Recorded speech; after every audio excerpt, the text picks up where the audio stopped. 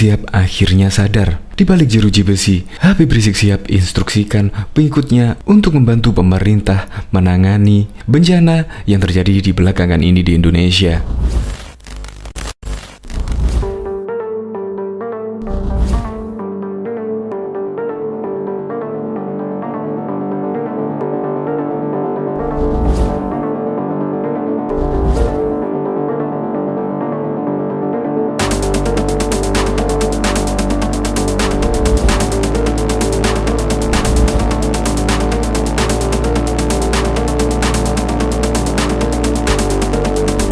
Habib Rizik Sihab berpesan kepada pengikutnya untuk membantu pemerintah mengatasi sejumlah bencana yang terjadi di Indonesia. Dan ajakan dari HRS ini ditanggapi oleh politikus PDIP. Yang ditunjukkan Rizik Sihab itu merupakan bentuk kesadaran. Semoga saja sikap Rizik Sihab itu merupakan bentuk sikap yang permanen. Dan politikus PDIP ini merasakan perubahan yang besar ada pada diri HRS.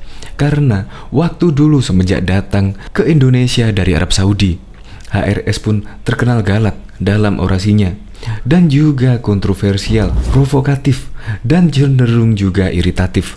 Tetapi minggu-minggu ini HRS malah berbalik 180 derajat, yaitu sekarang lebih mencerahkan, inklusif, dan juga simpatik. Ya, semoga ini adalah sifat yang permanen dan merupakan bentuk kesadaran dari HRS betapa pentingnya persatuan di Indonesia. Untuk lebih lengkapnya simak berita berikut ini. Good News Indonesia. Belum menyaksikan video ini, pastikan bosku jangan lupa subscribe. Karena subscribe itu gratis plus bonus tonton video terbaru setiap harinya. Jangan lupa ya. Alhamdulillah, HRS akhirnya sadar dan dukung pemerintah. Rizik Sihab berpesan kepada pengikutnya untuk membantu pemerintah mengatasi bencana di sejumlah daerah di Indonesia. Politikus PDIP Hendrawan Supratikno menghargai ajakan itu. Tentu harus kita hargai.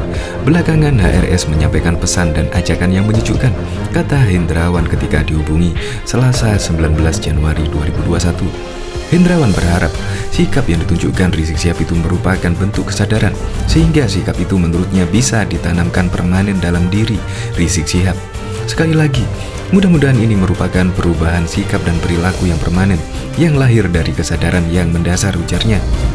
Jujur, selama ini HRS dikenal sebagai orator yang galak, konfrontatif, provokatif, dan cenderung menggunakan jargon-jargon yang iritatif dan sarkastik. Dalam beberapa minggu ini, yang keluar justru ajakan dan ujaran yang inklusif dan simpatik. Mudah-mudahan ini bukan keanehan, tetapi lebih sebagai pencerahan kultural dan transendental, lanjut Hendrawan. Sebelumnya, seruan Rizik Sihab agar pengikutnya membantu pemerintah itu disampaikan pengacaranya Aziz Yanuar.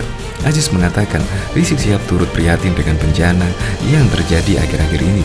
Pesan beliau, bantu seluruh korban bencana apapun tanpa pandang bulu, suku, agama, ras, dan apapun sukunya, kata pengacara Rizik Sihab Aziz Yanuar kepada wartawan Senin 18 Januari 2021. Rizik Sihab sebut Aziz mengatakan Front Pembela Islam selalu terdepan dalam membantu penanganan bencana. Rizik Sihab juga mengajak semua pihak bekerja sama dengan Front Persaudaraan Islam dalam pembangunan Indonesia. Lanjutkan perjuangan Front Pembela Islam yang memang selalu terdepan dalam membantu bencana tanpa pandang agama, suku, ras. Bantu pemerintah dalam mengatasi bencana ini, ucap Aziz. Mari bahu-membahu untuk persaudaraan Indonesia. Bersama Front Persaudaraan Islam, kita membangun Indonesia lebih baik, imbuhnya.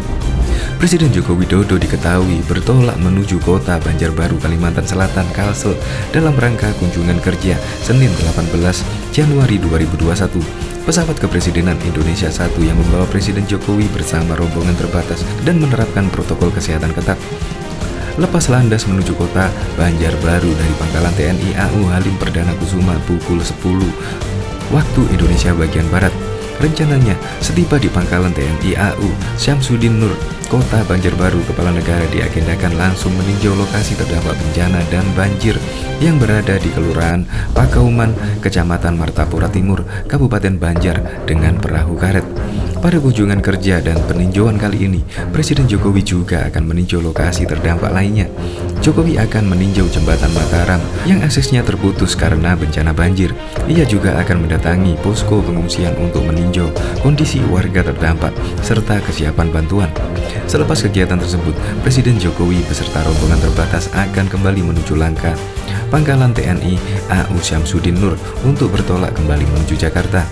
Turut serta dalam penerbangan menuju Provinsi Kalimantan Selatan di antaranya Kepala Sekretariat Presiden Heru Budi Hartono, Sekretaris Militer Presiden Marsda TNI Tony Harjono, Komandan Pas Pampres Maijen TNI Agus Subianto, serta Deputi Bidang Protokol Pers dan Media Sekretaris Presiden B. Mahmudin.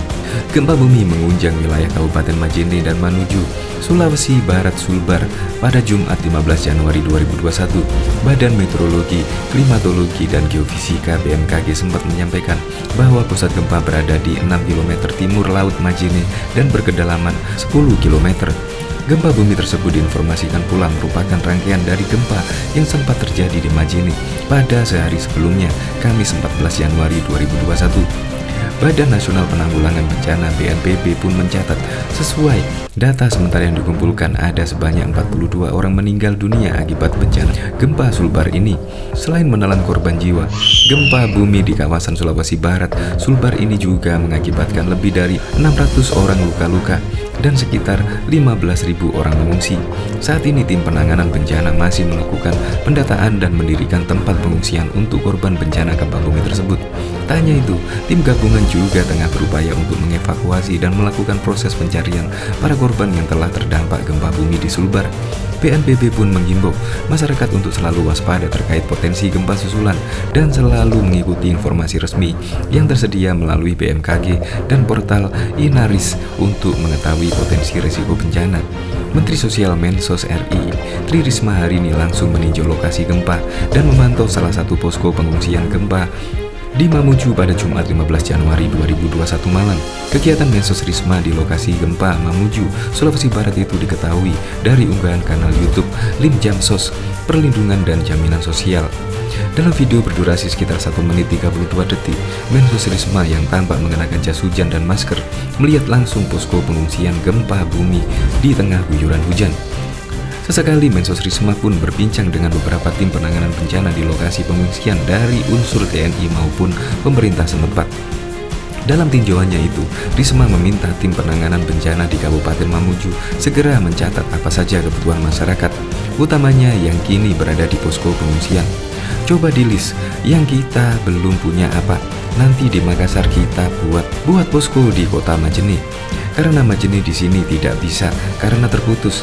Barang dari Makassar yang bisa kita bawa ke sini, yang kita butuh bisa diikutkan ke helikopter Kodim, kata Mensos Risma dikutip dari pikiranrakyat.com.